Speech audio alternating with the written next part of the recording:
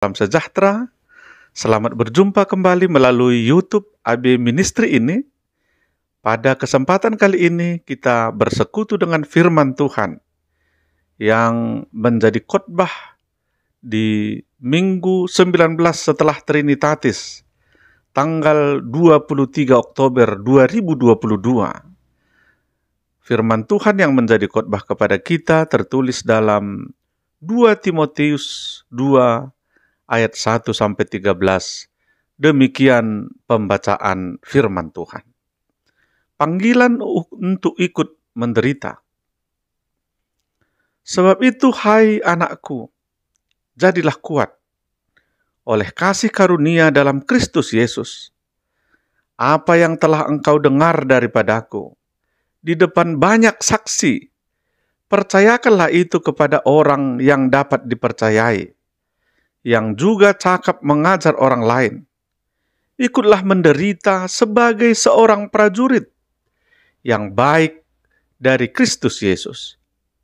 Seorang prajurit yang sedang berjuang tidak memusingkan dirinya dengan soal-soal penghidupannya, supaya dengan demikian ia berkenan kepada komandannya. Seorang olahragawan hanya dapat memperoleh mahkota sebagai juara apabila ia bertanding menurut peraturan-peraturan olahraga. Seorang petani yang bekerja keras haruslah yang pertama menikmati hasil usahanya. Perhatikanlah apa yang kukatakan. Tuhan akan memberi kepadamu pengertian dalam segala sesuatu. Ingatlah ini, Yesus Kristus yang telah bangkit dari antara orang mati, yang telah dilahirkan sebagai keturunan Daud. Itulah yang kuberitakan dalam Injilku. Karena pemberitaan Injil inilah aku menderita, malah dibelenggu seperti seorang penjahat. Tetapi firman Allah tidak terbelenggu. Karena itu aku sabar menanggung semuanya bagi orang-orang pilihan Allah, supaya mereka juga mendapat keselamatan dalam Kristus Yesus dengan kemuliaan yang kekal. Benarlah perkataan ini. Jika kita mati dalam Dia, kita pun akan hidup dengan Dia. Jika kita bertekun, kita pun akan ikut memerintah dengan Dia. Jika kita menyangkal Dia, Dia pun akan menyangkal kita. Jika kita tidak setia, Dia tetap setia, karena Dia tidak dapat menyangkal dirinya. Demikian pembacaan firman Tuhan. Saudara seiman dalam Kristus Yesus, dalam kehidupan kita di dunia ini, biasanya kalau masih boleh, manusia pasti menghindar dari penderitaan. Orang akan memilih hidup bahagia dan menghindari hidup menderita. Pilihan itu adalah manusiawi, saudara-saudara. Walaupun tidak semua orang bisa mendapatkannya. Dalam khotbah kita kali ini, Paulus mendorong Timotius agar kuat ketika berhadapan dengan penderitaan di dalam pelayanan pemberitaan Injil. Paulus bukan tanpa alasan mengemukakan hal tersebut. Dia sendiri sudah menjalani hidup menderita sampai di penjara, dibelenggu dengan kejam di dalam tahanan demi pemberitaan Injil. Akan tetapi yang menjadi motivasi bagi Paulus adalah kasih karunia Allah di dalam Yesus Kristus. Bisa kita baca di 2 Timotius 1 ayat 9. Saudara-saudara, dalam hal ini Paulus mau menyampaikan bahwa hal yang harus dipedomani agar senantiasa kuat menghadapi penderitaan, menghadapi segala tantangan dalam kehidupan kita adalah yang pertama, seperti seorang prajurit yang baik, yang berusaha melakukan yang baik bagi atasannya atau bagi komandannya. Saudara-saudara, prajurit adalah orang-orang pilihan. Menjadi seorang prajurit harus melalui seleksi yang panjang. Prajurit adalah lambang kesetiaan yang selalu loyal dan berbakti kepada komandannya. Dia dibentuk melalui proses yang panjang itu, sehingga dia bisa berubah walaupun pada awalnya mentalnya lembek, tapi karena sudah dibentuk melalui tantangan, melalui proses yang panjang, bisa dirubah mental yang lembek itu menjadi kuat. Untuk itu, kepada kita semuanya, menjadi seorang Kristen, tentunya kita menjadi prajurit Kristus yang seharusnya selalu loyal kepada Yesus Kristus dalam pemberitaan Injil melalui segala hal yang boleh kita lakukan sebagai saksi baginya. Yang kedua, Bapak Ibu Saudara-saudara, seperti seorang olahragawan yang bertanding dengan sportivitas yang tinggi untuk memperoleh piala, untuk memperoleh kemenangan dalam pertandingan tersebut. Olahragawan, dia adalah orang yang menguasai bidang olahraga tertentu yang digelutinya. Sebelum bertanding, biasanya ia mempersiapkan diri dengan baik, berlatih dengan serius, dalam waktu yang panjang, untuk melatih kemampuan maupun mentalnya. Dalam latihan tersebut, dia selalu belajar memahami strategi dan kekuatan diri, maupun membaca juga kekuatan lawan sebagai teman untuk bertanding kepadanya. Sportivitas seorang olahragawan menjadi modal yang harus dikuasai, saudara-saudara. Sehingga kalau sportivitas aturan-aturan itu dikuasai, dia tidak dikualifikasi saat pertandingan. Dan ketika pertandingan itu sudah berlangsung, biasanya piala atau hadiah sebagai lambang kemenangan itu menjadi kebanggaan yang luar biasa bagi seorang olahragawan.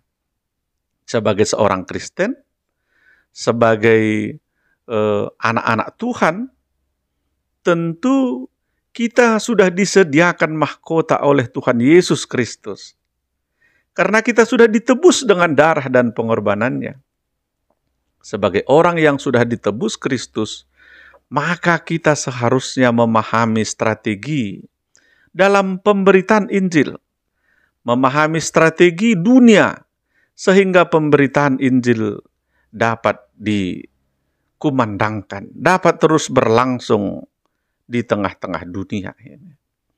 Yang ketiga, Bapak Ibu Saudara-saudara, seperti seorang petani yang bekerja keras dan harus menjadi orang yang pertama menikmati hasil usahanya. Petani yang setia mengolah tanah, menanam, memelihara apa yang ditanamnya, sehingga sampai kepada memanen atau memperoleh hasil apa yang sudah ditaburnya. Saudara-saudara, banyak orang yang tidak sabar, tidak setia terhadap proses, sehingga sampai kepada panen. Maka banyak orang tidak bisa menikmati hasil apa yang dikerjakannya. Dia tidak sabar menanti buahnya. Dia tidak sabar memelihara. Pada akhirnya, dia gagal memperoleh sesuatu. Apa yang dilakukannya sia-sia. Maka diharapkan kita senantiasa bisa bekerja keras dan sabar di tengah-tengah kehidupan kita. Dari ketiga hal di atas, saudara-saudara, Paulus mau menyampaikan bahwa menjadi seorang prajurit, olahragawan, petani, mau mengajarkan bahwa perjuangan, pertandingan, dan kerja keras adalah hal yang harus dimiliki oleh Timotius dalam pemberitaan Injil, sehingga bisa menjadi hamba Tuhan yang kuat dan tangguh menghadapi penderitaan. Tentu, pengajaran itu tidak saja disampaikan kepada Timotius, tapi juga disampaikan kepada kita, orang-orang Kristen yang ada sampai hari ini, orang-orang percaya yang masih ada sampai hari ini, agar dalam setiap kehidupan kita, kita senantiasa punya nilai juang yang tinggi, punya nilai tanding yang tinggi dan penuh sportivitas, maupun kerja keras dan kesabaran dalam setiap aspek kehidupan kita. Saudara-saudara, selain itu, Paulus juga menyampaikan bahwa dalam menghadapi penderitaan bahkan segala pergumulan hidup kita, Tuhan akan memberikan pengertian dalam segala sesuatu. Walaupun dalam pemberitaan Injil, kadang kita mengalami penderitaan seperti Paulus, mungkin Injil itu dikekang, tapi yakinlah firman Tuhan katakan, firman Allah tidak akan bisa dibelenggu. Ada banyak tantangan kepada kita dalam pemberitaan Injil sampai hari ini. Ada banyak rintangan, bahkan hambatan. Untuk datang beribadah pun di beberapa tempat tidak mendapatkan tempat seperti layaknya untuk beribadah. Tapi firman Tuhan katakan, kita harus sabar menanggung segala sesuatu, agar firman Tuhan tetap diberitakan, supaya mereka juga mendapatkan keselamatan. Sesungguhnya, ketika ada pelarangan, pada saat itulah kita bisa bersaksi, penuh kasih, penuh sukacita dalam menghadapi siapapun, sehingga hal itu juga bisa menjadi pemberitaan Injil kepada orang yang melakukannya. Ingatlah, firman Tuhan tetap bekerja. Roh Kudus senantiasa bekerja kepada setiap hati yang mungkin memusuhi, mungkin tidak suka akan Injil. Tapi ketika kita menunjukkan kasih yang luar biasa, sesungguhnya hal tersebut menjadi pemberitaan Injil kepada mereka. Kita harus bertekun agar memperoleh upah daripadanya. Walaupun dalam kehidupan kita, dalam menghadapi tantangan penderitaan, kecenderungan manusia itu tidak setia, tapi dalam hal ini, Paulus menyampaikan, walaupun manusia kecenderungannya tidak setia, tapi ingatlah, Allah tetap setia di dalam kehidupan kita. Allah tetap setia memelihara hidup kita, memelihara setiap apa yang kita lakukan di tengah-tengah perjalanan kehidupan kita ini. Untuk itu, saudara-saudara, setiap kita diharapkan menjadi pemberita Injil. Menjadi pemberita Injil tidak harus semuanya menjadi pendeta. Tidak harus semuanya menjadi sintua, diakones, bibelfrau, diaken, maupun sebutan lainnya.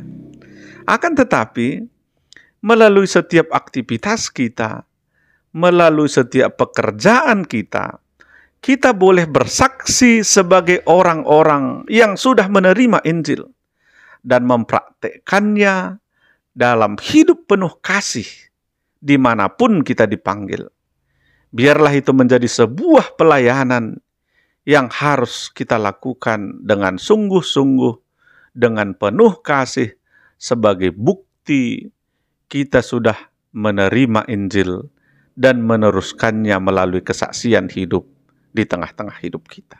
Tetaplah berjuang, seperti seorang prajurit, bertanding penuh dengan sportivitas, seperti seorang olahragawan, dan bekerja keras, seperti seorang petani yang penuh kesabaran di dalam pemberitaan Injil melalui segala aspek kehidupan kita.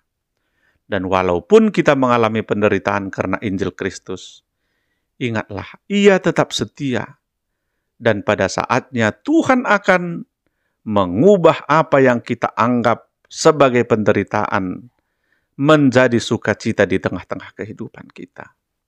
Saudara-saudara yang dikasihi oleh Tuhan Yesus Kristus, ada sebuah ilustrasi di sebuah desa terpencil pada zaman penjajahan dahulu kala.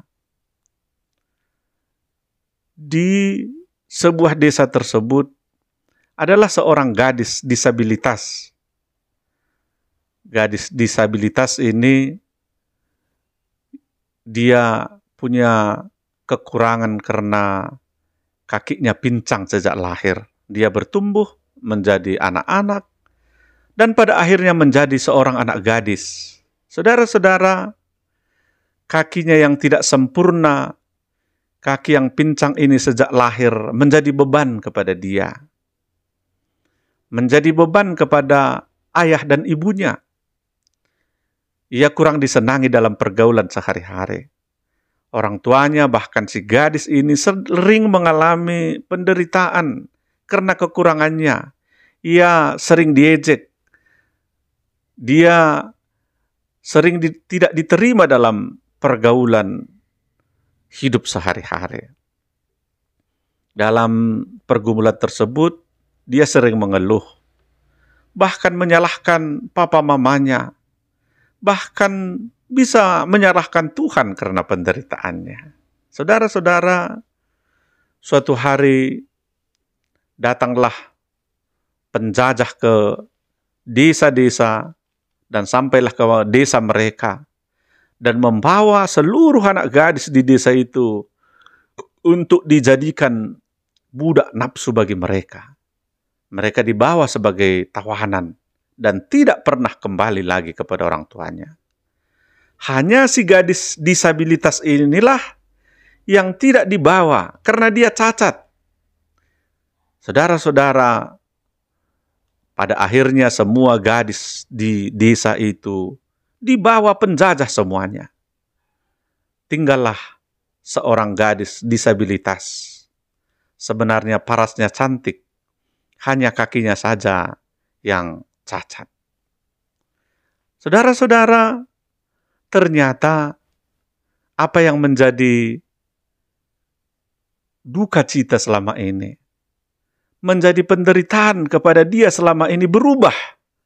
Keluarganya menjadi bersuka cita karena anak gadisnya tidak ikut dibawa. Pada akhirnya tidak ada lagi anak gadis di desa tersebut. Dan pada suatu hari, anak raja di desa itu, anak penguasa di desa itu ingin mencari jodoh, karena tidak ada lagi anak gadis di desa tersebut, maka si gadis disabilitas inilah menjadi istri dari anak raja penguasa desa tersebut. Apa yang mau disampaikan Bapak Ibu Saudara-saudara? Seringkali kehidupan kita menderita. Seringkali karena itu kadang kita menyalahkan Tuhan dalam hidup kita. Tapi ketika penderitaan itu, seperti tema kita minggu ini, menderita karena Kristus. Menderita karena diizinkan oleh Kristus. Maka upah kita besar. Kristus bisa mengubah penderitaan itu menjadi sukacita dalam kehidupan kita. Kita melihat keluarga anak gadis yang disabilitas ini pada awalnya dia mengeluh, dia menderita. Tapi rupanya justru karena penderitaan itulah harkat martabatnya diangkat.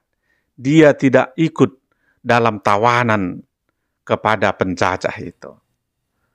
Ada banyak penderitaan yang sedang kita alami.